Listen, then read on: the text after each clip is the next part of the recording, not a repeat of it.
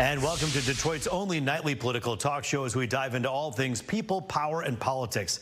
Thanks for staying up late with us. I'm Roop Raj. The Olympic Games might be over, but we are less than 90 days from America's political match between Trump and Harris. We're a week out for the Democratic National Convention, and while VP Harris has the nomination in the bag, there are some big questions still swirling around her campaign, something everyone left, right, or center should want answers to. Plus, the American flag, a symbol that should unite us, not divide us. And that was made especially obvious this weekend when a well-known animal rights activist made a post this weekend on social media. We're diving into that post and her message for all of us in an election year unlike any other. But we begin tonight with the latest debate drama between the two candidates. Last week, Trump said he'd do 3 debates with Harris, despite the fact Harris had only committed to the original September 10th date. Well, there's a new layer, and there's a Michigan connection to this. It's a marathon proposal. All the debates proposed to happen in the same month. Trump posted on his Truth Social account early Sunday morning. The first debate would happen September 4th in Harrisburg, Pennsylvania. That would be hosted by Trump's preferred network, Fox News. The second would be the agreed-upon date, September 10th. That's the ABC News debate, and it's going to happen in Philadelphia, he says. And here's where things get really interesting. The third debate would happen September 25th, right here in Michigan, Grand Rapids to be exact. Trump saying it'd be hosted by NBC News. But here's the thing we need to reiterate. The Harris campaign has only committed to September 10th, the first one. So whether those other 2 dates actually come to fruition, that remains to be seen. But all this debate talk got us thinking, could a debate between Trump and Harris actually change who you're voting for? Or is your mind already made up? I hit the streets with my cell phone this afternoon to get a pulse check from you. Karen from Clarkston. Karen, presidential debates, how much do they influence your opinion? They won't influence at all this presidential election. You're very sure of who you're voting Absolutely for? Positive who I'm voting for. Nino on the pulse. The question I have for you is, do presidential debates influence you at all? Somewhat. Somewhat? What are you hoping to hear at the debate? What they're going to do about this country that's falling apart. Stephanie is on the pulse. Stephanie, do presidential debates influence your opinion about a candidate or who you're going to vote for? Yes, I think they do. You get to learn a little bit more about their positions on subjects, and definitely. Ian from Clarkston on the pulse. Ian, any debate that you see on TV between 2 candidates, will that change your impression already, or do you think can that sway you? No, I don't think it probably will sway me. You already made up your mind? I think so, yeah. What about the way they act? Does that influence you at all when you see the way they go at each other? Yes. You'll be watching for that too? Yes. You see me walking around town with my cell phone? Tell me what you think about politics today. We also asked you that very question on fox2detroit.com. If you want to vote, just scan the QR code at the bottom of your screen right there. The vast majority of you so far say no, a debate won't change who you're voting for. That answer is in the millions, while at last check, those, I should say hundreds, those who say it would is in the single digits. But it's easy to forget in the middle of all this madness, VP Harris still hasn't officially been nominated yet. The DNC held the informal vote where they said she locked down the delegates. But it'll all be official after the Democratic National Convention next week. We'll have full coverage, of course, right here on the Pulse with reports from Chicago and recaps of everything that happened. Yes, just like we did with the RNC last month. But there's still an unknown with the Harris campaign, and it's a big one. What does she plan on doing if she's elected president? You know, you hear her talk about what Trump would do if elected and why she thinks people need to vote for her. But people want to know more. We do know a little bit more about her views from the last campaign, but let's face it, things change, views change. Democrats were actually asked about her policies, and one said, look, it's been hectic. She's been building a presidential campaign from the ground up. She's had to select a running mate, and she's been running around in key places of the country, holding rallies with tens of thousands of Americans who are very excited for her candidacy. So she's been pretty busy, but there's no doubt you're going to see the type of leader she is. You're going to see that she's ready from day one to tackle these threats. One policy we do know about, Vice President Harris vowed at a rally in Las Vegas this weekend to end taxes on tips to restaurant and other service industry workers. Does that sound familiar? Well, it should, because former President Donald Trump vowed to do the same thing at his own rally in June, also in Sin City. And let me tell you, the Trump campaign latched onto this, Trump himself saying, quote, "She can only steal from me." And his campaign's press secretary had this to say. She's plagiarizing President Trump's policies because she knows they are popular. She's just saying this to get elected. She's not actually going to implement less taxes and cutting taxes on tips. Well, here's another pulse check for you, though. The New York Times and Siena College polled voters in Michigan, Wisconsin, and Pennsylvania, 3 key battleground states. And VP Harris right now has a 4-point lead over former President Trump with 50% to 46%. Obviously, polls only mean so much, especially with a few months before Election Day. But just to give you an idea of how things have kind of shifted in the race, at least as we take the pulse of it right now. Trump's running mate, Senator J.D. Vance, spent his Sunday morning doing something Kamala Harris has been criticized for not doing, showing up on national TV for sit-down interviews. He was on ABC's This Week, CBS's Face the Nation, and CNN's State of the Union, missing only 2 of the major Sunday talk shows. Vance stepped up his attacks on Harris, calling her a political chameleon, and defended Trump's response of a mass deportation of undocumented migrants. President Trump is right that she's a chameleon. She pretends to be one thing in front of one audience. She pretends to be something different in front of another audience. This is a fundamentally fake person. She's different depending on who she's in front of. With respect, you Please? Changed your position on an important thing, which is Donald Trump. Of course I did. And so why are you not a chameleon? Because, Dana, I've explained to the American people what's different. People change their minds when the facts change. But you go knock on doors and ask people for their papers. Again, but let me finish. I think this is the wrong attitude towards it, right? There's 20 million people here illegally. You start with what's achievable, you do that, and then you go on to what's achievable from there. I think that if you deport a lot of violent criminals, and frankly, if you make it harder to hire illegal labor, which undercuts the wages of American workers, I think you go a lot of the way to solving the illegal immigration problem. But look, President Trump is absolutely right.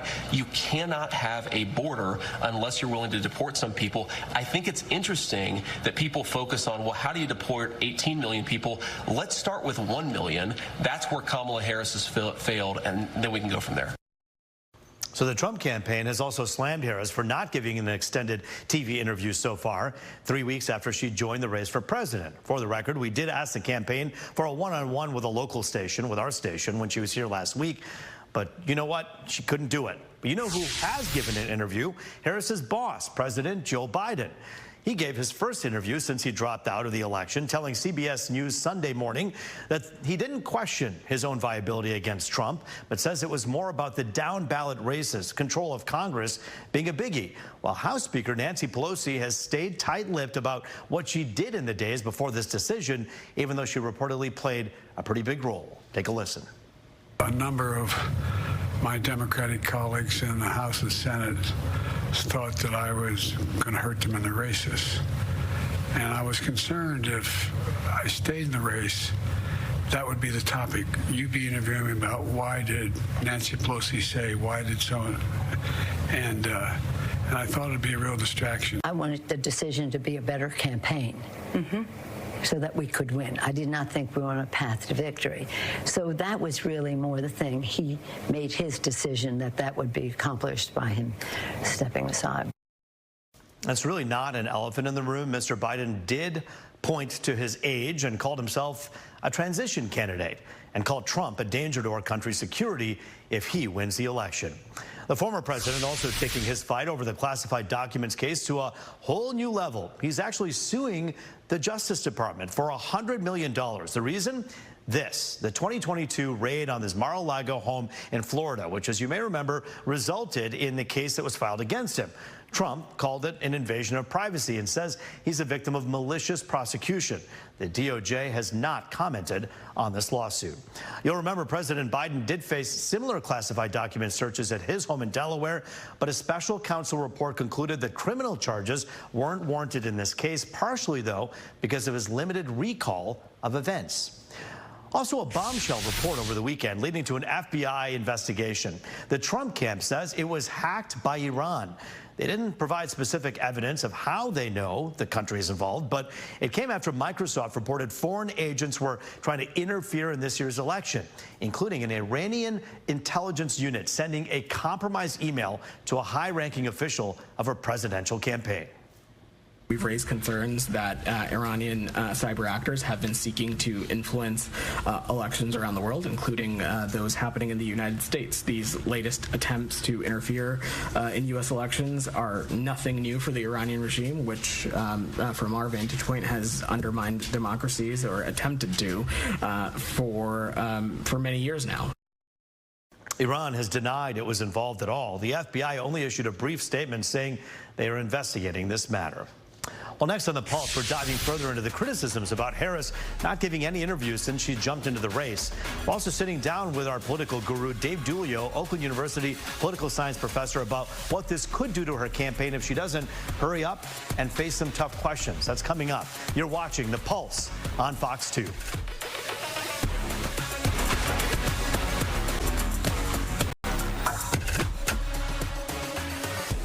Back now on The Pulse, looking at everything people, power, and politics from the D to D.C. And a guy who really should be on the Fox 2 payroll at this point, Oakland University political science professor Dave Dulio is in the hot seat with us tonight. Thanks for staying up with us tonight. Sure. We appreciate it. Yeah. Let's talk about this first. We see J.D. Vance on his media tour that he was on this past weekend. Say what you want about him or his politics, like him or not, he's making himself accessible. He's been in the race for a short time. So is Kamala Harris. Her camp says that she's just busy, but shouldn't she have done an interview by now? Wouldn't that have helped her? I think busy is a convenient explanation. I think, you know, she's facing these calls to make sure that she sits down with, for one-on-ones with reporters, and she, you know, didn't take the opportunity to talk to you in Fox 2 when she was here last week. That's a missed opportunity. She hasn't had a press conference where, you know, she would be bombarded with questions.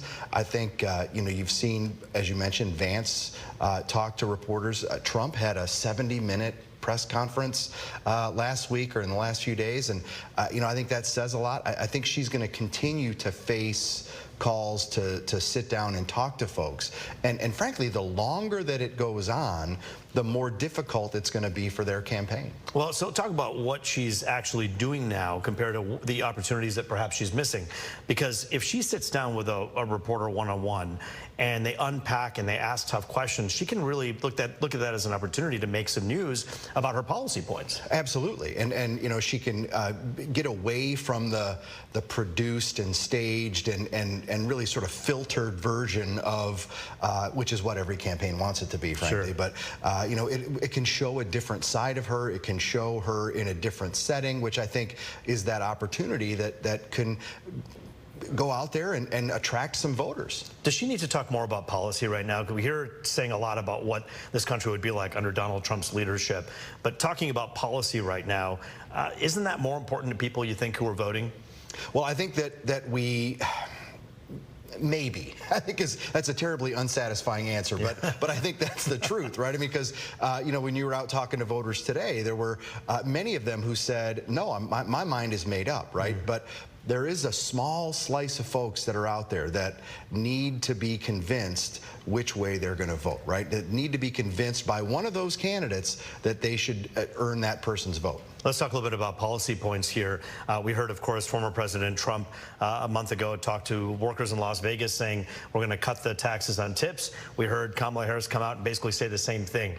She's getting a lot of heat for that. How could she have handled that differently? Well, I think she could have acknowledged, right, just that Trump had said it before and maybe used it again as an opportunity to say, we were talking about it off air just before, that, you know, hey, Trump and I don't agree on much, but here's one thing we do agree upon. I think that would be seen by the American public as refreshing. Refreshing, for sure, right? It would be one of the American public is clamoring for compromise and for being conciliatory to the other side, right? And showing not only an ability but a willingness to work across the aisle, to maybe put down your own political ambitions and go in with the other side and try to get something accomplished, right? And I think that could have been an opportunity, right? I think it's an unnecessary mistake from the Harris campaign to not talk about Trump's version of that,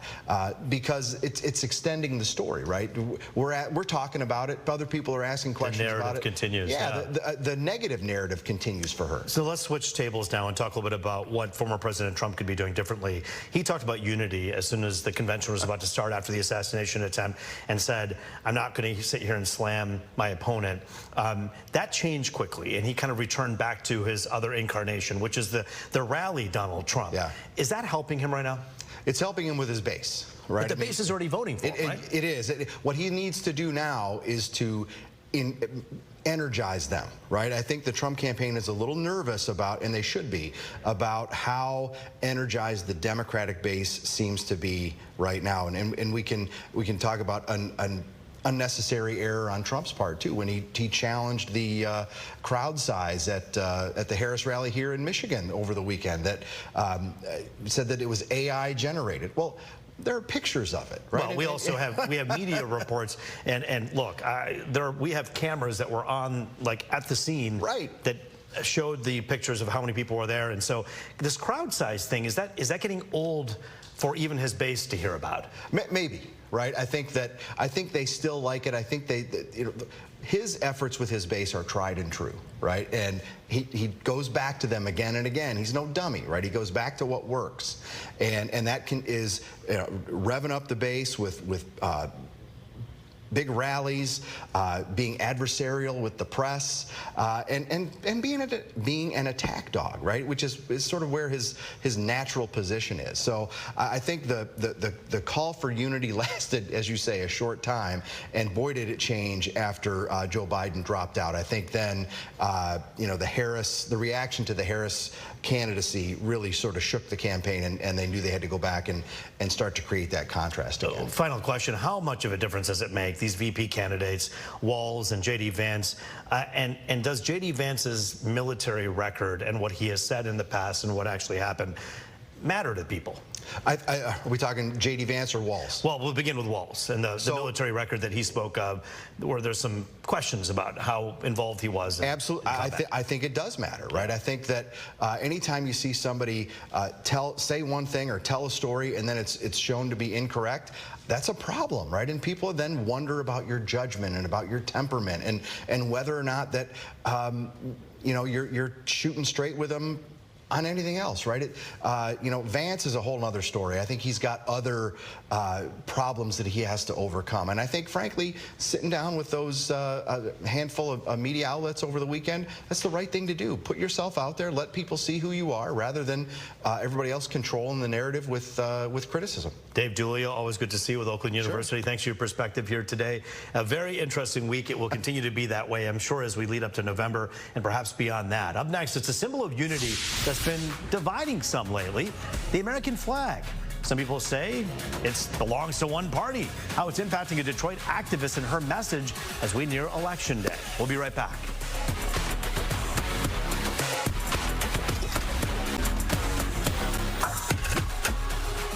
Back now on The Pulse, diving into everything people, power, and politics, from the Motor City to the Beltway.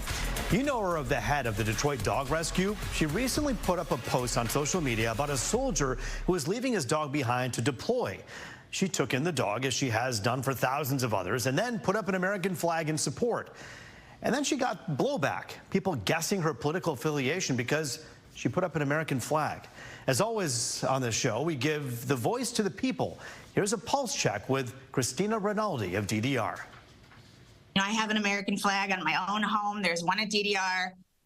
It does not represent one side or the other. It represents all of the values and the democracy that we stand for here in the United States. But somehow, I know this is a strong word, the American flag seems to be almost demonized. So yeah, that's absolutely right. But you said something in the post that I really liked. You said that you shouldn't be voting for someone because of a candidate's personality, not because they're a celebrity, not because they are a first, not because they are cool, not because your friends are voting for them, but please vote because they are qualified to lead the kind of country you want to live in. That's a powerful statement there. Talk about that. Thank you. I've been at Detroit Dog Rescue for a long time, and some people call me a marketing genius by nature. I can market any dog or a story. And what I'm seeing is a lot of course, our politicians are marketing themselves as they're this or they're that, and they become almost these characters. And I think I'm starting to see people voting for personalities or voting because this politician is wearing cool shoes. And I'm listening to conversations. Anyone that knows me, I kind of will sit back and observe. And what I'm seeing is just a lot of people voting like this is a reality show, or like this is going to be a reality show, or has been. And I really want to encourage people, like everybody, to take a look at the issues, listen to what not only our politicians are saying, but what are they doing? Who are they supporting, before they were on the ballot? Please vote for candidates who are going to create the world you want to live in. It's more than their shoes. It's more than just their personality. Because I'm not really sure. I love what I see right now, and that's been going on for years. That's why it's so important for them to sit down with media, do interviews, not just rallies, both Harris and Trump. A message everyone, left, right, or center, should listen to. That is The Pulse on this Monday night. Remember, I always want to hear from you. You can email me at ruth.raj@fox.com. You can tweet me or get on X and contact me. Your thoughts could end up on the air. And remember, if you see me around town and I have my cell phone with me, stop and talk to me. Let's talk about what you think. What's your pulse of what's happening in our community and in our country? Love to hear from you. I'm Ruth Raj. Have a good night. We'll see you here tomorrow night.